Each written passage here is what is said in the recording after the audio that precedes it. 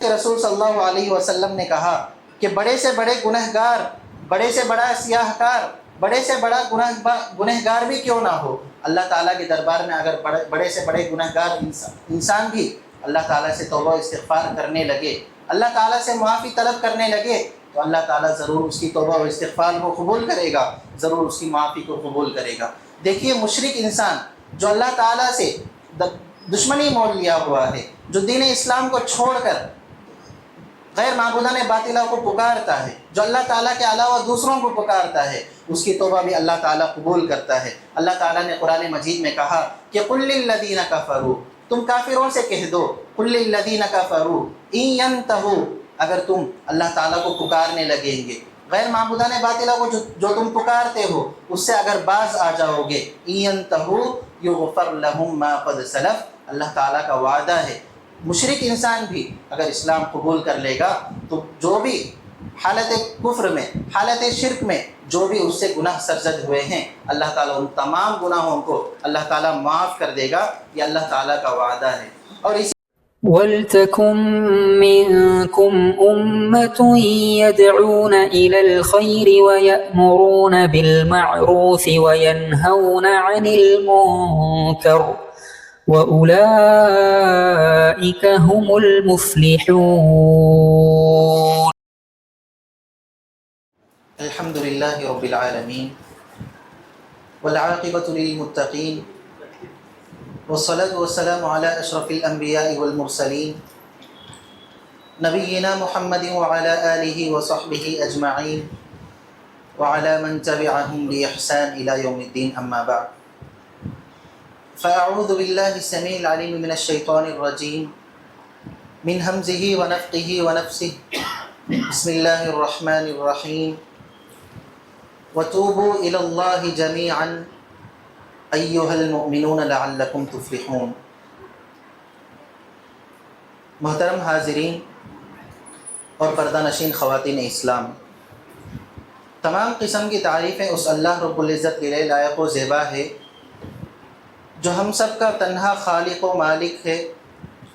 اور رازق و مدبر ہیں، اور درود و سلامتی ہو جناب محمد الرسول اللہ صلی اللہ علیہ وسلم پر، جن کی کوششوں اور کاوشوں سے دین اسلام ہم تک پہنچا۔ سب سے پہلے ہم پروردگار اللہ تبارک و تعالیٰ سے دعا کرتے ہیں کہ اللہ تعالیٰ ہم تمام لوگ جو کچھ بھی اس ماہ رمضان میں عبادتیں کیے ہیں ان تمام عبادتوں کو اللہ تعالیٰ شرف قبولیت سے نوازے، اور جو کچھ بقیہ ایام ہیں ان ایام میں بھی اللہ تعالیٰ عبادتیں کرنے کی توفیق عطا فرمائے، اللہم آمین۔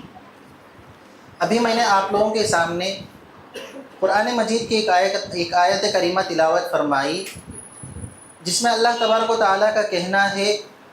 کہ وَتُوبُوا إِلَى اللَّهِ جَمِيعًا أَيُّهَا الْمُؤْمِنُونَ، اے مؤمنوں تم سب کے سب لوگ اللہ تعالیٰ سے توبہ و استغفار طلب کرو، اللہ تعالیٰ سے توبہ و استغفار مانگو، لعلکم تفلحون، توبہ و استغفار کرنے میں ہی اللہ تعالیٰ نے کامیابی رکھی ہے، کامیابی عطا کیا ہے۔ دیکھیے زندگی کی بنیادی ضرورتوں میں سے ایک ضرورت ہے توبہ و استغفار۔ جس طرح سے انسان کے لیے کپڑے پہننا، کھانا اور رکنے کے لیے مکان کا ہونا ضروری ہوتا ہے، اسی طرح سے انسان کی زندگی کے لیے توبہ و استغفار بھی ضروری ہوتا ہے، ضرورت کے حامل ہوتا ہے۔ دیکھیے کیوں توبہ و استغفار ضروری ہوتا ہے۔ انسان دراصل خطاؤں کا پتلا ہوتا ہے، انسان کی زندگی دراصل سیاہ کاری کی زندگی ہوتی ہے۔ انسان سے صبح خطائیں ہوتی ہیں، انسان سے شام گناہ ہوتے ہیں، انسان سے خفیہ طور پر گناہ ہوتے ہیں، ظاہری طور پر گناہ ہوتے ہیں، اور اسی طرح سے انسان سے چھوٹے گناہ ہوتے ہیں، انسان سے بڑے گناہ ہوتے ہیں، انسان بھول کر بھی گناہ کرتا ہے، انسان جان بوجھ کر بھی گناہ کرتا ہے۔ تو دراصل انسان کی زندگی گناہوں میں لدی ہوئی ہوتی ہے، انسان کا پورا جسم گناہ سے لدا ہوا ہوتا ہے۔ تو گناہ گار انسان کے لیے ضروری ہوتا ہے کہ وہ توبہ و استغفار کریں، اللہ تعالیٰ سے اپنے گناہوں کی بخشش کروائیں، اللہ تعالیٰ سے اپنے گناہوں کی معافی طلب کروائیں۔ تو اسی لیے اللہ تعالیٰ نے انسان کی زندگی کی بنیادی ضرورت انسان کی زندگی کی بنیادی ضرورتوں میں سے ایک ضرورت اللہ تعالیٰ نے توبہ و استغفار میں رکھا ہے۔ اسی طرح سے دیکھیے، انسان کو اللہ تعالیٰ نے جب زمین میں بھیجنے کا ارادہ کیا، بھیجنا چاہا، تو اسی موقع پر اللہ تعالیٰ نے کہا، اللہ تعالیٰ نے استغفار کا طریقہ سلیقہ بھی سکھلا دیا۔ اللہ تعالیٰ نے جب آدم و حوا علیہ السلام کو زمین میں بھیجنا چاہا تو اسی موقع پر اللہ تعالیٰ نے ان لوگوں سے، ان دونوں سے غلطیاں ہوگی، غلطیوں کا طریقہ بھی، غلطیوں سے بچنے کے لیے، غلطیوں سے توبہ و استغفار کرنے کا طریقہ بھی اللہ تعالیٰ نے سکھلا دیا، خود اللہ تعالیٰ نے خود سکھلا دیا۔ اللہ تعالیٰ نے قرآن مجید میں کہا کہ جب ان دونوں سے غلطیاں ہوئیں تو اس موقع پر اللہ تعالیٰ نے قرآن مجید کے الفاظ کے ذریعے سے سکھلا دیا کہ ربنا ظلمنا انفسنا، اے پروردگار، ربنا ظلمنا انفسنا، ہم نے اپنے آپ پر ظلم کر دیا ہے، ہم نے اپنے آپ پر ظلم کر لیا ہے۔ وَإِن لَّمْ تَغْفِرْ لَنَا، اگر تو ہماری مغفرت نہیں کرے گا، اگر تو ہمیں نہیں بخشے گا، وَتَرْحَمْنَا، اور تو ہم پر رحم نہیں کرے گا، لَنَكُونَنَّ مِنَ الْخَاسِرِينَ، تو ہم سب کے لوگ، ہم سب کے سب خسارہ اٹھانے والوں میں سے ہو جائیں گے، نقصان اٹھانے والوں میں سے ہو جائیں گے۔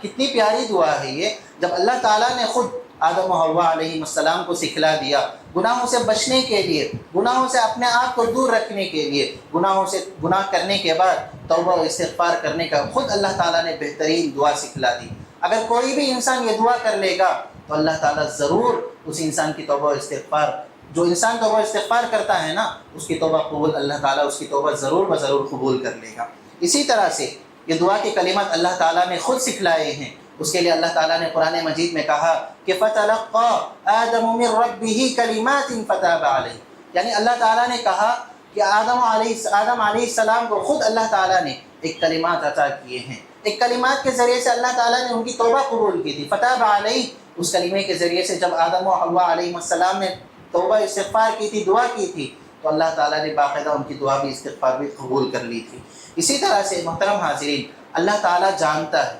اللہ تعالیٰ کو معلوم ہے کہ انسان سے خطائیں ہوں گی،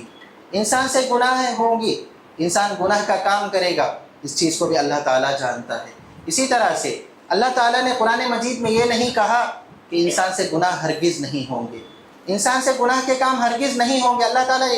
تعالیٰ نے یہ نہیں کہا، بلکہ اللہ تعالیٰ نے قرآن مجید میں کہا،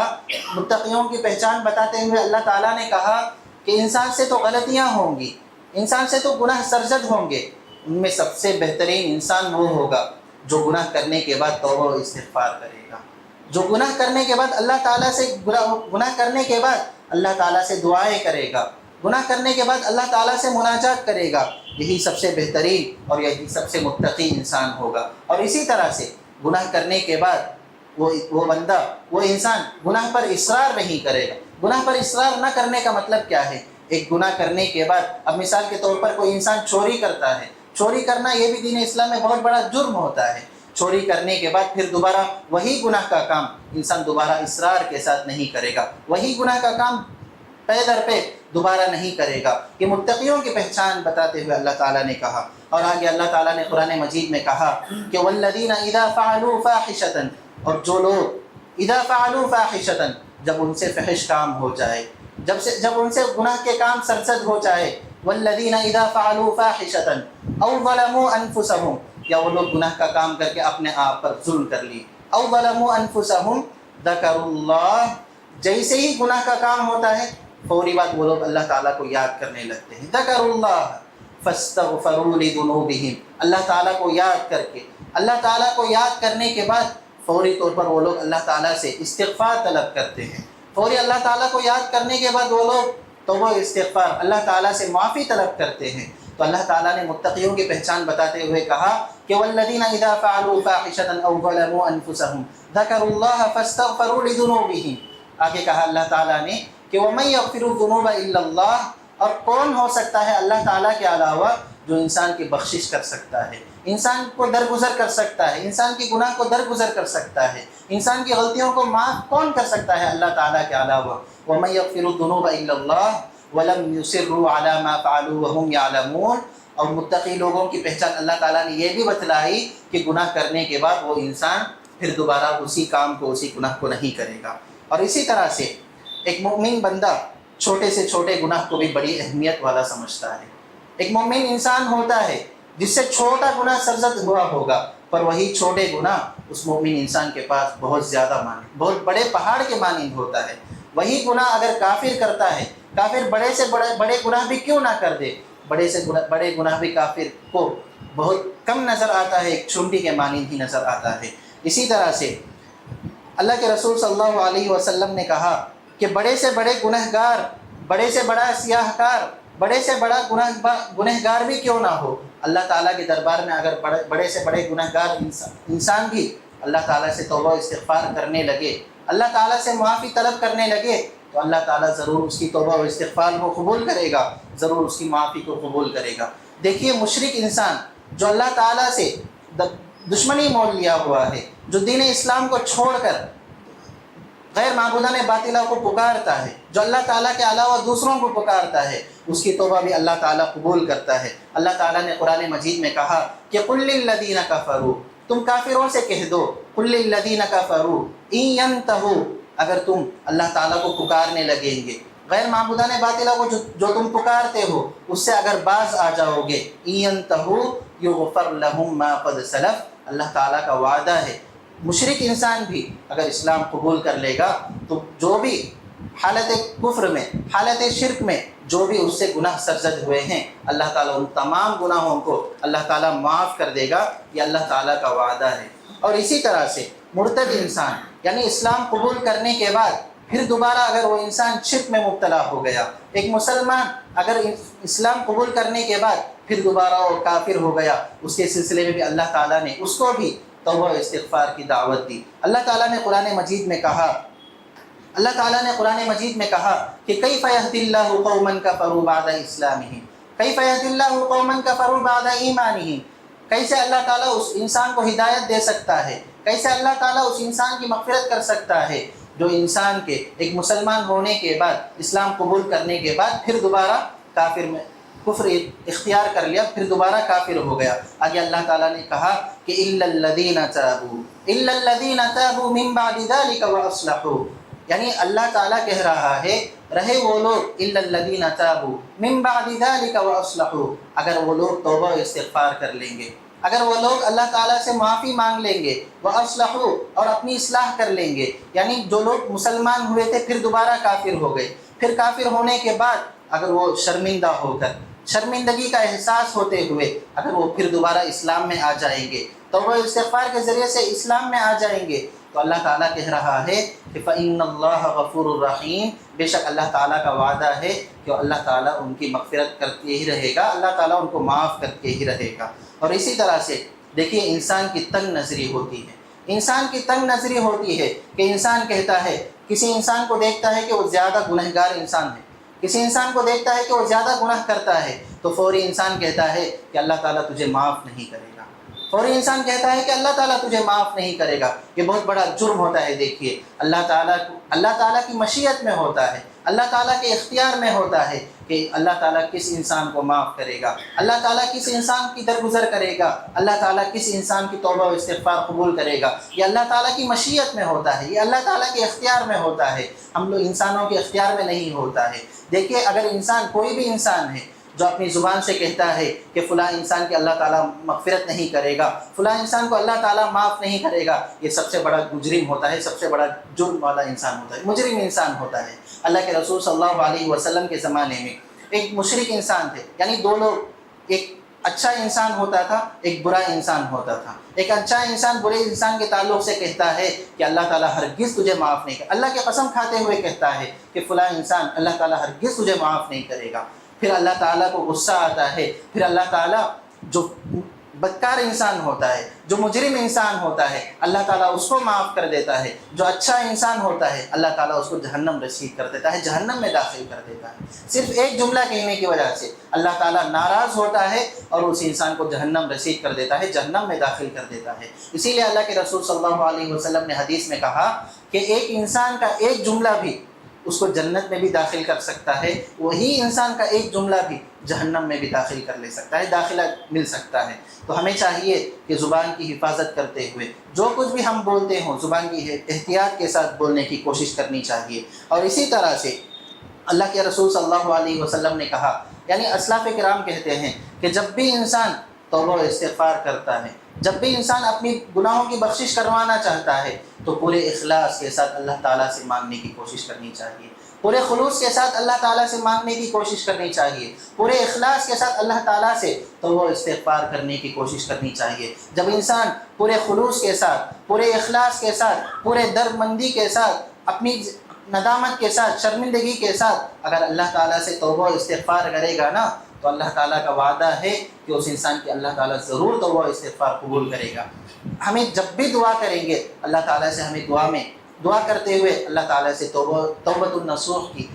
توفیق طلب کرنی چاہیے، توبۃ النصوح کی توفیق طلب کرنی چاہیے۔ علماء نے توبۃ النصوح کے 3 شرائط بیان کیے ہیں، توبۃ النصوح کے 3 شرائط بیان کیے ہیں۔ سب سے پہلی شرط یہ ہے کہ جو انسان جو گناہ کرتا ہے اس گناہ سے دوری اختیار کرے، جو گناہ کرتا ہے گناہ سے دوری اختیار کرے، سب سے پہلی شرط توبۃ النصوح کی ہے۔ اور دوسری شرط اس گناہ پر شرمندگی کا احساس ہونا چاہیے، اس گناہ پر شرمندگی کا احساس ہونا چاہیے، شرمندہ انسان ہونا چاہیے اس گناہ پر سے۔ اور تیسری شرط علماء نے کہا کہ آئندہ نہ کرنے کی اس کو پختہ ارادہ، پختہ عزم ہونا چاہیے، آئندہ وہ گناہ نہ کرنے کی پختہ عزم اور پختہ ارادہ ہونا چاہیے۔ یعنی توبۃ النصوح کے کل 3 شرائط ہیں۔ سب سے پہلے جو گناہ کرتا ہے اس سے دور ہونا ضروری ہوتا ہے، اور اسی طرح سے اس گناہ پر سے شرمندہ ہونا یہ ضروری ہوتا ہے، اور اسی طرح سے تیسری شرط علماء نے کہا کہ آئندہ وہ گناہ نہ کرنے کی بھی پختہ عزم اور پختہ یقین رکھنا چاہیے ایک انسان کو۔ تو دیکھیے محترم حاضرین، انسان دراصل گناہوں، اس کی زندگی میں زیادہ تر انسان گناہ کا کام کرتا ہے، نیکی کا کام کرنے سے زیادہ انسان سے گناہ کے کام ہی ہوتے ہیں۔ انسان زیادہ گناہ کرتا ہے تو گناہ کرنے والا انسان گناہ کرنے کے بعد اگر وہ انسان توبہ و استغفار کر لے گا، گناہ کرنے کے بعد اگر وہ انسان اللہ تعالیٰ سے استغفار طلب کر لے گا، گناہ کرنے کے بعد اللہ تعالیٰ سے دعا کے ذریعے سے اپنی مغفرت طلب کروا لے گا، تو یہی سب سے بہترین انسان ہے، یہی سب سے بہترین انسان کی علامت اللہ کے رسول صلی اللہ علیہ وسلم نے کہا، اور اللہ تعالیٰ نے کہا کہ لعلکم تفلحون، اور یہی لوگ کامیاب ہونے والے لوگ بھی ہوتے ہیں، یہی لوگ اللہ تعالیٰ نے ان لوگوں کی ہی کامیابی اللہ تعالیٰ نے رکھ لی ہے۔ آخر میں اللہ تعالیٰ سے دعا ہے کہ پروردگار ہم تمام لوگوں کو ہم گناہوں سے بچ کر زندگی گزارنے کی اور گناہوں کے بعد توبہ و استغفار کرنے کی توفیق عطا فرمائے۔ اور اے اللہ جو بھی ہم لوگوں نے رمضان میں عبادتیں کی ہیں اللہ تعالیٰ ان تمام عبادتوں کو قبول فرمائے، اور اسی طرح سے جو بھی لوگ انتقال کر چکے ہیں اللہ تعالیٰ ان کی مغفرت عطا فرمائے، اور جو بھی لوگ بیمار ہیں اللہ تعالیٰ ان کی شفا کاملہ عاجلہ عطا فرمائے، اور جو بھی لوگ پریشان ہیں اللہ تعالیٰ ان کی پریشانی کو دور کر دے۔ اللہم آمین۔ اقول قولی ھذا واستغفر اللہ لی ولکم ولسائر المسلمین من کل ذنب فاستغفروہ انہ هو الغفور الرحیم۔